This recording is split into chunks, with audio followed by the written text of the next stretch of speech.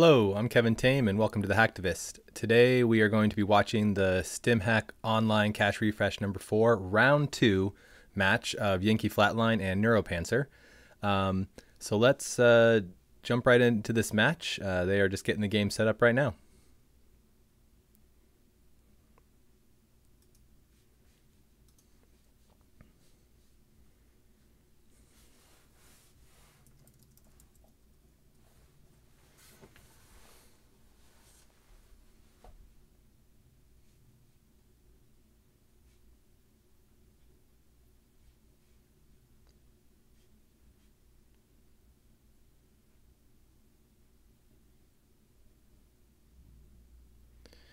Okay, so Neuropantser is on CI. He's one of those type of guys. And now I'm unsure here because I don't know if you guys know this. Is our hands open for the temporary zone typically when you allow spectators? I wonder if they need to recreate this because I can't see the temporary zone right now. Oh, it looks like hands are visible, so we're good. I'm not sure what is on MVRAM, I can look right here. So we got indexing, I think that's a good thing, Escher, SMC, and same old thing. I think that's pretty decent. For Yankee Flatline, seeing the professional contacts is really good early. Doug has, has seen or has mentioned and done the math for is that it's a 71% chance to see it in either your starting hand, your NVRAM. So he's in a good place, I think. I'm not sure what type of CI this is based off of this information, but it looks like he's just trying to make some money and then maybe build a taxing remote. But this early indexing could really hurt him.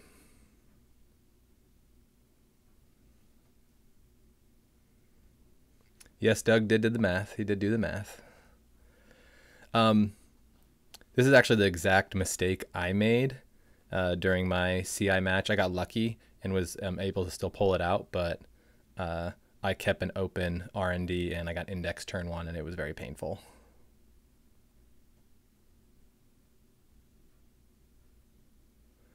That's a real bummer, Justin, not to see Proco. Yeah. In this last round I played, I also did not see. Oh man, that was a brutal start to Yankee Flatline. Oh man. Connor,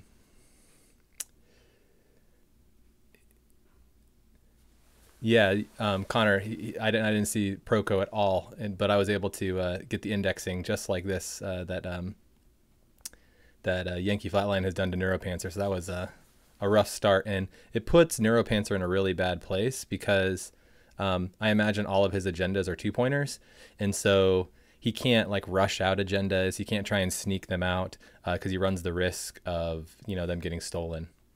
I think his plan now is, I don't know what his 3-pointers are. I'm imagining it's Ikawa project, but he probably wants to score an MCA austerity behind some taxing remote so that he can then score that from hand.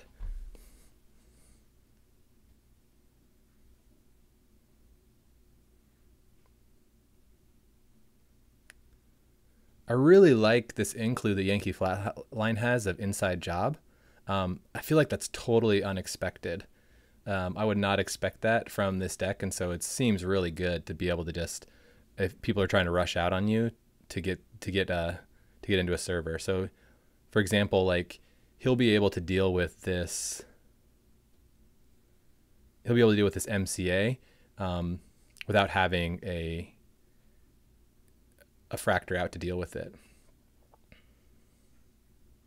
I think Neuropantser's in a position where he just kind of needs to draw up.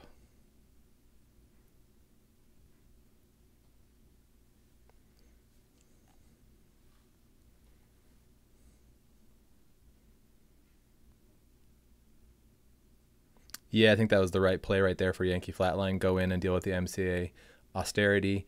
It doesn't cost him a total of 5 credits.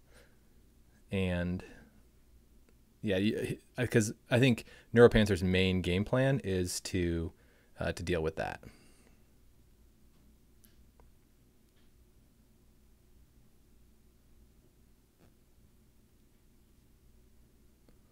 So he has another one. Let's see here. He's got Tapestry and Satyr. I'm not sure exactly what. I imagine that he is on Inti. So having this additional inside job is another way that he can deal with it, but he has a turn to deal with it.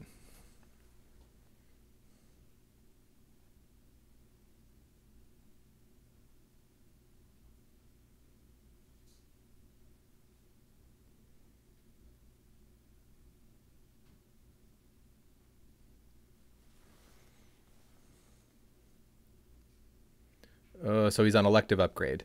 Yeah, so that's what he wants to do. Is he wants to get this scored, and I think Yankee Flatline has to deal with it this turn.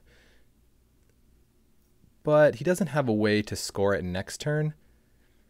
But Yankee Flatline obviously doesn't have that information. He might think I mean, if he has a biotic, he can obviously score it, right? So I think he has to contest it this turn.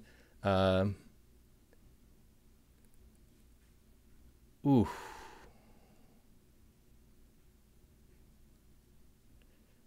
Yeah, I don't think you get Gordian out and pay for that. But it punishes Neuropantser pretty good here. And if you think of the math, I don't think he can actually now do the inside job on server 1. And that's game.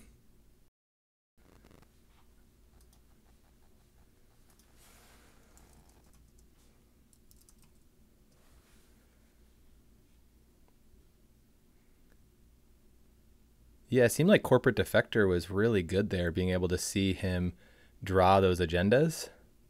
I hadn't thought of that, because then you're like, oh, I just can go in and pressure HQ and know that you're going to see some agendas.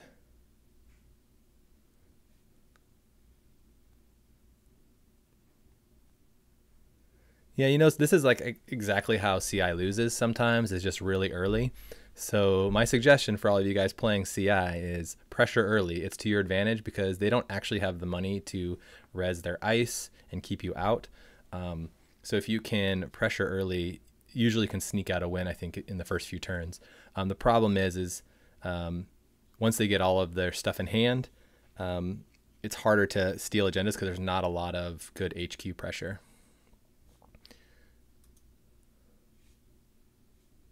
But I really do like that Corporate Defector. That was pretty nice there.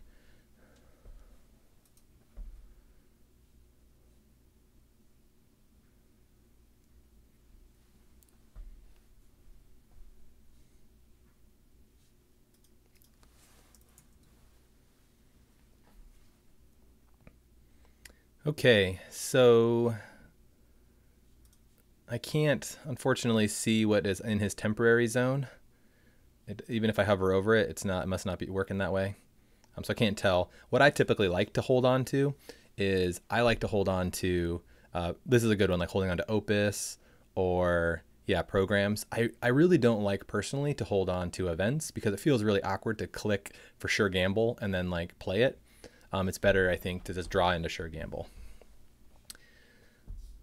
So he saw an Opus early, so that's great. I'm not exactly sure how his build is for Ayla, but it looks like he's on Opus. And I saw a Sneak Door Beta in there too, which seems really nice. I'm really liking Ultraviolet Clearance in the Asa decks because when you have 4 cards, it's perfect. You get to play it, draw a bunch of cards, and then install, and be at 5. It's great. I like it a lot.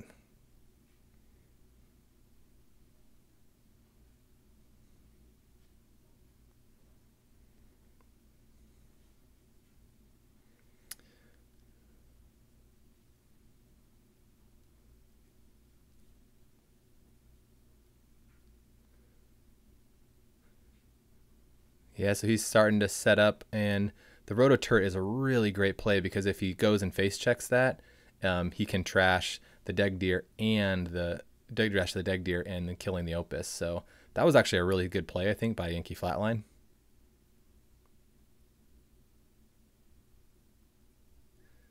So I wonder what you do here. Do you go with the Warroid tracker and then build this remote up even bigger? Or do you create a... Yeah, I think that's what you do.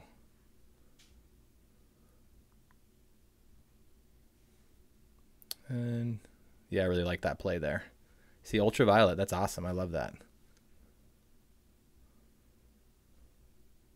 And he's got another one. Whew.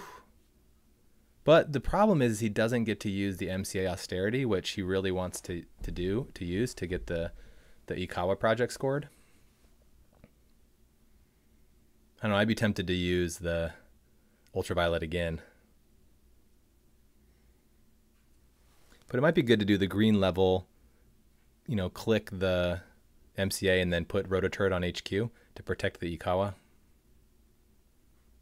That feels like a good play there. And then use the ultraviolet next turn. I don't know. You kind of want to get this Ikawa project scored if you can. Okay, so he's going to do a stim hack. This is a great play. And I think he can deal with the Warroid. The real issue here is, though, is he's going to get hit with rototurret, and that's going to be painful.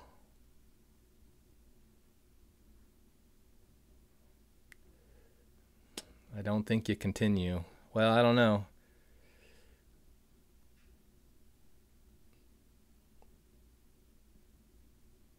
Yankee Flat Neuropantser is definitely thinking about it. I think if he hits this rototurret and hitting the Mopus is a significant tempo hit. But he does have an Opus on NV Ram, so it's not the end of the world. And I'm not sure... Oh, yes, he's on Opus, so he doesn't have clone chip. Oh, and he goes for it.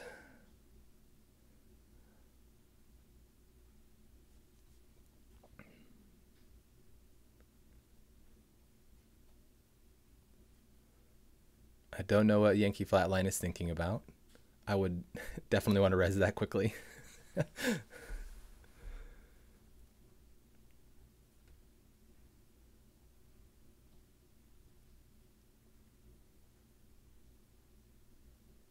The suspense is killing me right now. Oh no, he disconnected. Well, I'm so glad that they fixed that issue with JNet, because this is the most frustrating when you disconnect and it's like a really pivotal play. I hope Yankee Flatline can get back on, and I hope it's not a situation where his kid like disconnected his computer. You know, apparently he was having issues with that.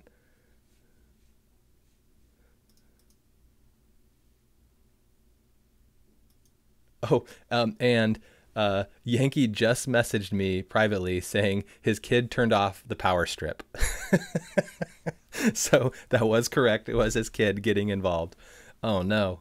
I'm going to check the chat here a little bit. I know you guys have been chatting and I haven't been able to keep up.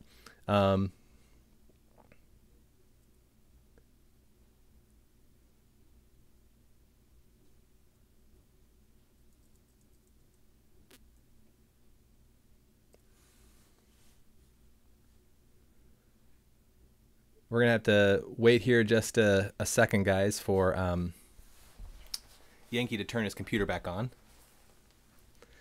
I really want him to come back and kill that Deg Deer. It's kind of exciting. I wish I could res it for him right now as his proxy.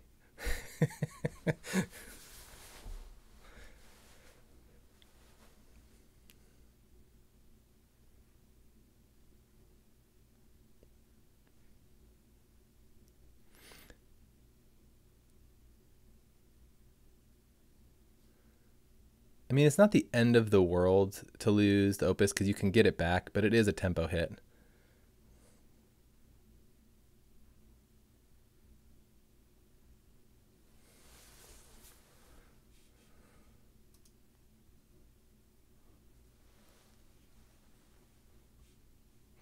Yeah, Laura, the suspense is killing me as well.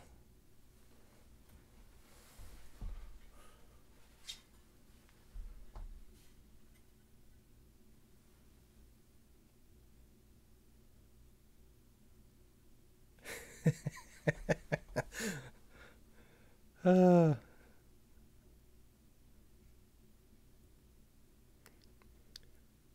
think it's probably, you know, Yankee Flatline, he doesn't have one of those real children. He has one of those Bioroid children. And Haas Bioroid knows that he's currently attacking ASA group right now. And so they reprogrammed his child to turn off his computer, to turn off his console. That's my theory.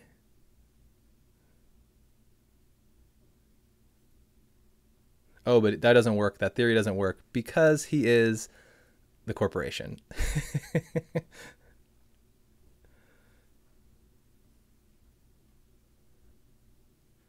Yeah, I think Roto Turret Doug is pretty good in this format. But the problem with it though is it's good as a face check, right?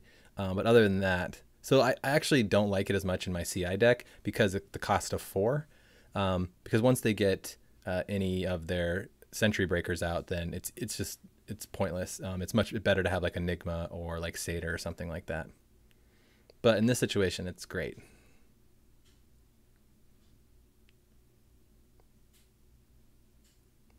Yeah, that's Laura's strategy. She's just gonna keep running everything.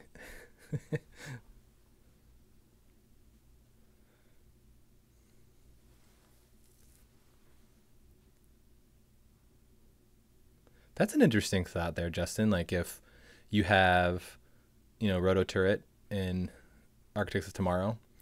The problem I have with, because Architects of Tomorrow is that, I just want to look here. I can't remember the influence on that one.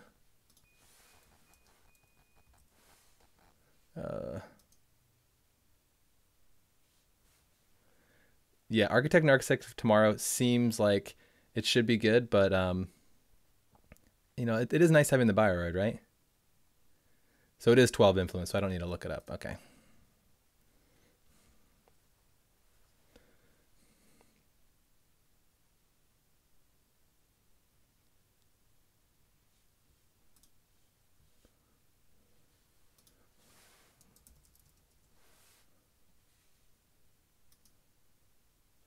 Man, I think that's the real limiting factor with Architects of Tomorrow is the 12 influence. Because I don't think this ability is good enough for the 12 influence. That's my opinion. But I might be wrong. Yeah, it's definitely not legal for cache refresh.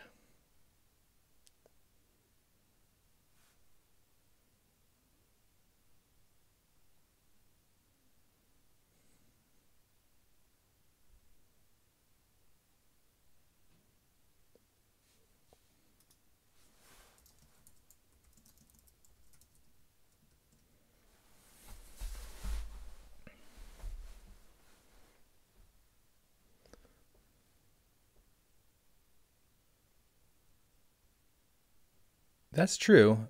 Doug, 12 was probably enough when you had Friends in High Places, but Friends in High Places is too overpowered. So maybe they should have a little errata on the, but you can play in Architects of Tomorrow.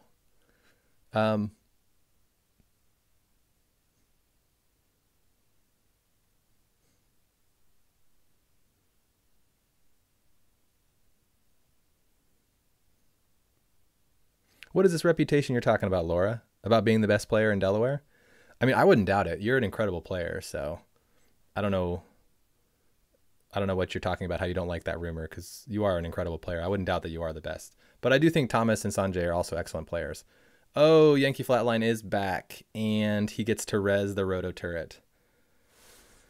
Oh, man. I'm so glad that he was able to reconnect because I didn't want this this moment to be spoiled. So what do you kill? You kill the Opus? The Deg Deer? I think you kill the Deg Deer. Because I imagine he has recursion or he's running multiples of these other stuff. I mean, he's running multiples of Opus, but Opus is such a hit. Definitely not NT, I don't think.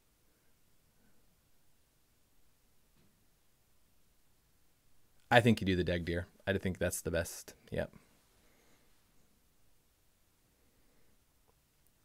Oh, neuropantser. That was brutal, man.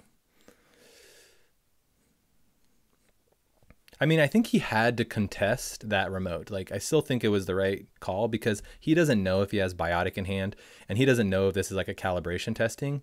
So he also doesn't know if he's on Ikawa Project or elective upgrades. I think you can assume he's on Ikawa Project because he's playing ASA group, because I think that's what I've mostly seen. But this really sets him back, and he doesn't have, let's see, nope. He's going to have to draw aggressively if he wants to try and contest this. And even then, he has to deal with the Warroid tracker. So installing, ooh, Sneak Door Beta would be really great to go in right now. Oh, he doesn't have the clicks to steal Ikawa Project, unfortunately. Oh.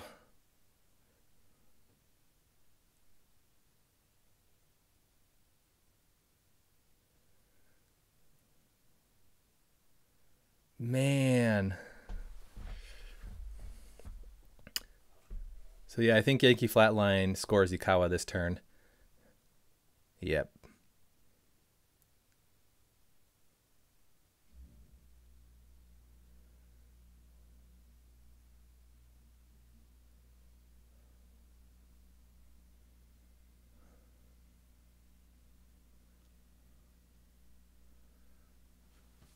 So the question here is, do you try and do some Sneak Door on him?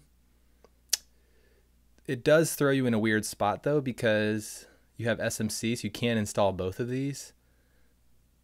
You might be able to get some value from a Sneak Door, but he doesn't know that. He might not. He doesn't know that he has another agenda. I think what you do is you need to get reset up with your money, and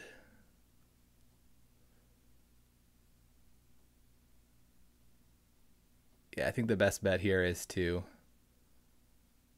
Those cosplays, not great. I mean, it is a useful card, but for me, I'd be very tempted to get Opus back online.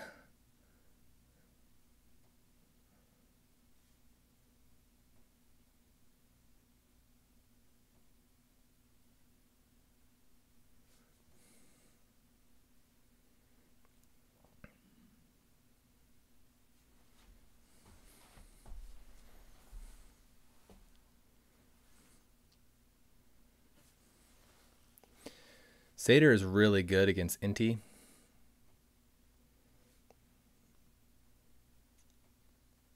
Yeah, Yankee Flatline, I think you jam here. Oh, he's got Punitive. Nice. It's kind of an interesting combination with Ikawa. They lose 2 credits and a click.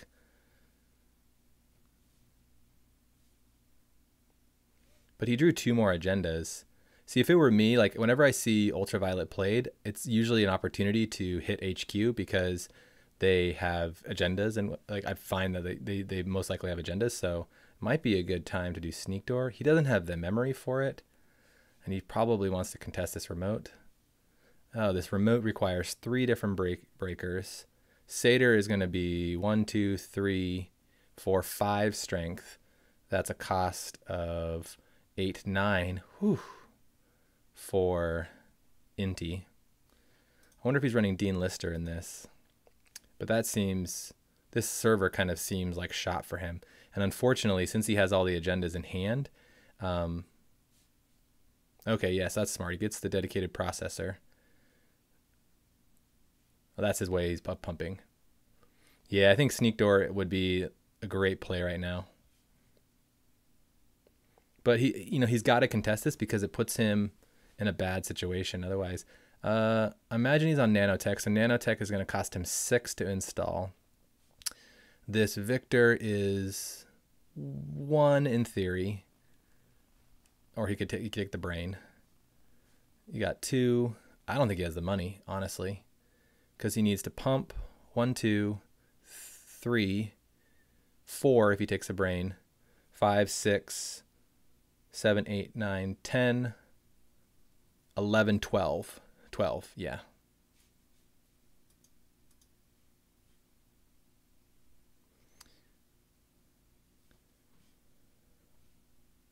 Yeah, I don't think he'll die to Punitive. because unless he has an archive memories, it's only a single hit. I mean, I guess if he takes the brain,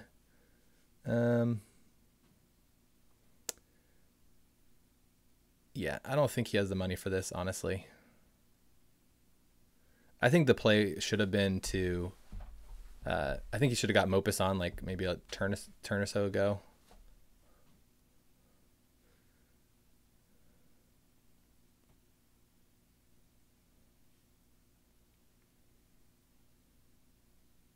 Ooh, the cheeky GFI right into the bin.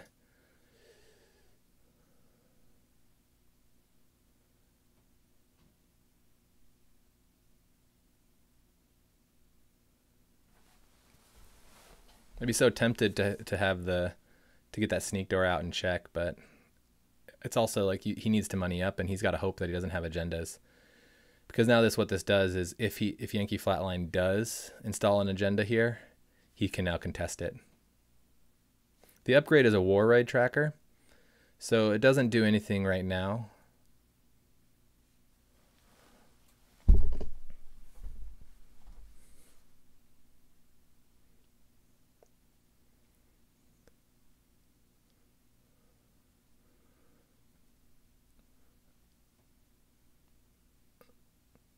So what did he install there?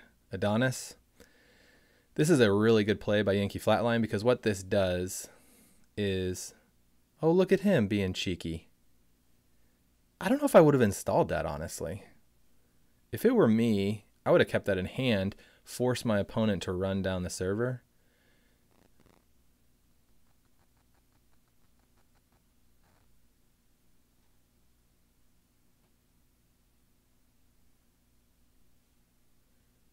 Yeah, I mean, he has 3 things he has to check. And he still has to check server 1, unfortunately. So I've been playing a lot of Core 2.0 only, and this is a perfect example where infiltration is really helpful. But it's really hard to find slots for it in other decks.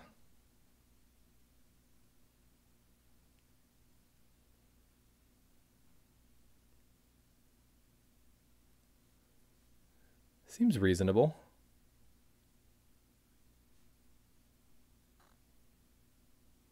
I don't think punitive's worth it, personally.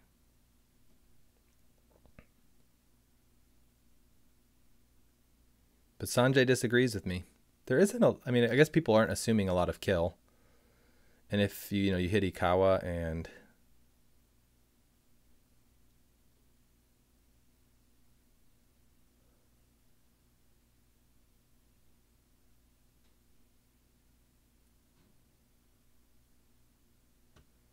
I think you check a remote now.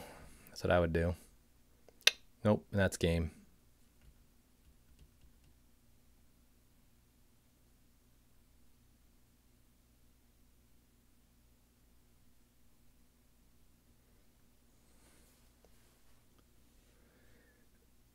Yeah, I guess that's true, Sanjay. It doesn't really hurt you, and like you want your opponent to go down that server.